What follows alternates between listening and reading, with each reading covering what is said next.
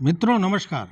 शिक्षकों के स्थानांतरण का मामला तूल पकड़ता जा रहा है और अब ये जो शिकायतों का अंबार है और जितनी गलतियां और जिस तरह की गलतियां हुई हैं उसके बाद कहीं ना कहीं एस सिद्धार्थ को भी यह लग रहा है कि उन्होंने जो रास्ता अपनाया, जो तरीका अख्तियार किया, उसमें कहीं ना कहीं बड़ी चूक हो गई, जिसके चलते इतनी गलतियां हो रही हैं। इसको लेकर आप जान रहे हैं कि उन्होंने पिछले दिनों त्राहिमाम संदेश, मैंने वीडियो भी बनाया था, जो पत्र उन्होंने डीएम को दिया था और कहा था कि जिलेवार शिकायतों का निवारण करें जो शिक्षकों के स्थानांतरण से संबंधित है। तो मैंने कहा था वो पत्र नहीं है, वो त्राहिमाम संदेश है।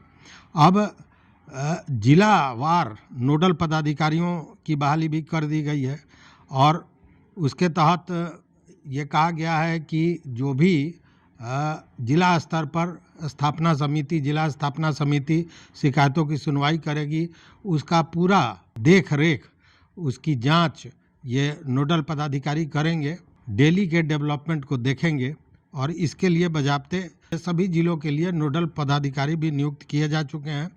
बेगूसराय में बैद्यनाथ यादव, मुंगेर में पंकज कुमार, गोपालगंज सिवान में सज्जन आर, जहानाबाद में विनायक मिश्र, शिवहर में साहिल जो प्राथमिक शिक्षा निदेशक हैं, अरवल में सुबोध कुमार चौधरी विशेष सचिव, सारण में अनिल कुमार विशेष सचिव, वैशाली में मनोरंजन कुमार निदेशक प्रशासन, सीतामढ़ी में अमरेश कुमार मिश्र, इस तरह करके फिर भागलपुर बांका में संजीव कुमारी जो संयुक्त सचिव हैं, समस्तीपुर दरभंगा में शाहजहां जो उप सचिव हैं, पटना भोजपुर में विनीता जो विशेष कार्य पदाधिकारी हैं, उसी तरह नवादा नालंदा में अजीत शरण, मधेपुरा खगड़िया के लिए अमित कुमार पुष्पक, गया औरंगाबाद के लिए सुषमा कुमारी, बक्सर में सचिंद्र कुमार, रोहतास में अमर कुमार, लखीसराय में नसीम अहमद, मुजफ्फरपुर में दीपक कुमार, पश्चिम चंपारण में अब्दुल सलाम अंसारी जो उपनिदेशक हैं माध्यमिक शिक्षा के, मधुबनी में उर्मिला कुमारी उपनिदेशक प्राथमिक शिक्षा, शेखपुरा जमुई में नीरज कुमार, पूर्वी चंपारण में संजय कुमार चौधरी उपनिदेशक प्राथमिक शिक्षा, कटिहार व पूर्णिया में नरेंद्र कुमार, किशनगंज अररिया में दिवेश कुमार चौधरी, सुपौल सहरसा में अमर भूषण, ये सारे लोगों की नियुक्ति या यूँ कहें कि नोडल पदाधिकारी जिलावार बनाया गया है और इनको जिला स्थापना समिति द्वारा जो शिकायतों का निवारण किया जाएगा उन सारे चीज़ों को देखना है। अब देखिए कि आज इन सारे लोगों के साथ बैठक हुई है और बैठक में कई तरह के निर्देश एस सिद्धार्थ ने दिए हैं कि किस तरह इन शिकायतों को समाप्त किया जाएगा। हालांकि देखिए शिकायतें इतनी बड़ी हैं कि शिकायत के निवारण करने से मामला सुलझेगा ऐसा दिखता नहीं है। इसलिए मुझे लगता है कि एक बार ऐसा नहीं हो कि फिर पूरे इस स्थानांतरण प्रक्रिया का रिव्यू होने लगे। और हो सकता है क्योंकि एक दो गलतियां होती हैं तो सुधारी जाती है, यहाँ तो गलतियों का अंबार है। अब देखिए आपको बता दें, जमुई का चकाई अंचल है, चकाई अंचल में नवसृजित प्राथमिक विद्यालय है मुरियाडीह और वहाँ की प्राचार्य हैं वंदना कुमारी। उन्होंने एक पत्र लिखा है बीईओ को और इसमें कहा है कि स्कूल के जितने भी शिक्षक थे उनका ट्रांसफ़र कर दिया गया, वो चले गए। यहाँ तक कि उस प्रधानाध्यापक जो वंदना कुमारी हैं उनका भी ट्रांसफ़र हो गया है और उनको आज ही के दिन 26 तारीख को उनको भागलपुर में जाकर योगदान देना है। अब आप ज़रा समझिए कि जहाँ एक भी शिक्षक नहीं हो, सारे शिक्षकों का तबादला कर दिया हो, तो इस स्थानांतरण को आप क्या कहिएगा। उसी तरह आपको पिछले दिनों हमने बताया था कि पश्चिमी चंपारण में एक भरपटिया एक स्कूल है जिसमें 32 शिक्षक पहले से थे और बाद में 11 शिक्षकों का और वहाँ पे पदस्थापन कर दिया गया। तो कहीं पे शिक्षकों की भरमार और कहीं शिक्षकों का सूखा पड़ गया, अकाल पड़ गया। अब वंदना कुमारी कह रही हैं कि इस स्थिति में पढ़ाई लिखाई नहीं हो सकता है, ठप है। अकेली बची हुई थी और वो भी आज भागलपुर उनको योगदान देना था। तो यही स्थिति है।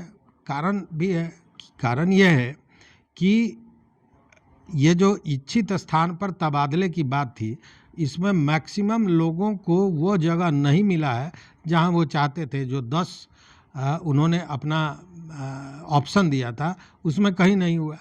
किसी की दूरी जो पहले से जितने दूर थे अपने गृह से, अपने घर से या इच्छित स्थान से, वो दूरी और भी बढ़ गई।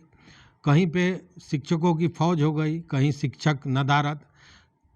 स्थिति उतना ही नहीं है। ये समझिए कि ऐसे सैकड़ों स्कूल हैं जहाँ के शिक्षक वहाँ से चले गए, मतलब वो शिक्षक दूसरे जगह उनका स्थानांतरण हुआ, वो चले गए और दूसरे शिक्षक आए नहीं तो वहाँ खाली हो गया।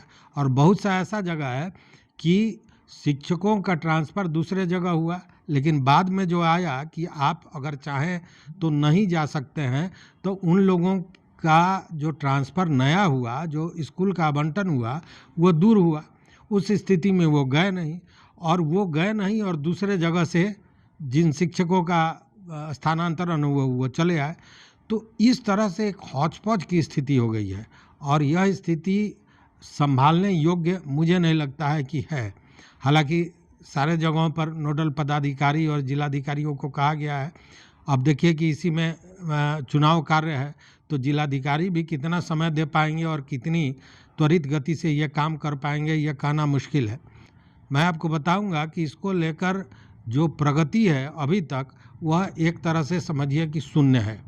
मतलब कि ये निराकरण वगैरह जो है, ये जो भी हो रहा है, कहा जा रहा है कि तुरंत करना है और तमाम तरह की बातें, लेकिन स्थिति उस तरह की दिखती नहीं है कि कुछ हो पाएगा। और इसीलिए मुझे लगता है कि ये पूरा जो स्थानांतरण की प्रक्रिया है, पूरा का पूरा रिव्यू में चला जाएगा।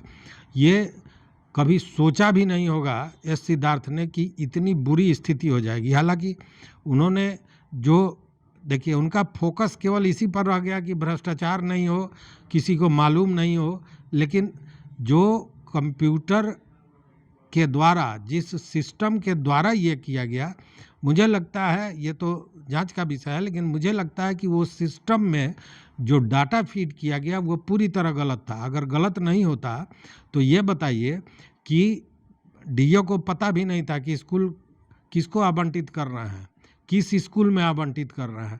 उस स्थिति में किसी सरकारी शिक्षक का स्थानांतरण या स्कूल आवंटन कोई प्राइवेट स्कूल में हो जाता है, ये आश्चर्य की बात है। इसका मतलब कि वहाँ पे डाटा फीडिंग में कहीं ना कहीं गलती रही होगी, या जिन कंप्यूटरों पर, जिस सिस्टम पर विश्वास किया गया, उस सिस्टम में बहुत बड़ा लोचा रहा होगा, तभी इस तरह की बातें आई। तो कहने का मतलब है कि मिला जुला कर ये जो सारी चीज़ें हो रही हैं, वो एक तरह से अब पानी पर लाठी मारने जैसा है। इसका निष्कर्ष बहुत निकलने वाला नहीं है, क्योंकि पहले जो स्थिति थी स्थानांतरण के पूर्व, उससे बुरी स्थिति हो गई। पहले तो ये पता था ना कि ठीक है, फलाने शिक्षक को यह जगह नहीं चाहिए, वो कहीं बेहतर जगह पे जाना चाहते हैं, लेकिन कहाँ पदस्थापित है ये तो पता है। अभी तो यही आंकड़ा जुटाने में हालत ख़राब हो जाएगा विभाग का, कि कौन कहाँ गया, कौन कहाँ ट्रांसफ़र हुआ था नहीं गया, कौन कहाँ योगदान किया, कौन कहाँ से योगदान करके नहीं आया। हालांकि ये सब ऑनलाइन हो रहा है, लेकिन बावजूद, ऑनलाइन होने के बावजूद, इस डाटा को ही क्लियर करने में स्थिति खराब हो जाएगी। और वैसे में ऑनलाइन आवेदन, अब ज़रा आप सोचिए कि कहा जा रहा है कि जहाँ हुआ है वहीं पे डीएम, उसी डीएम के यहाँ आपको अपना शिकायत देना है।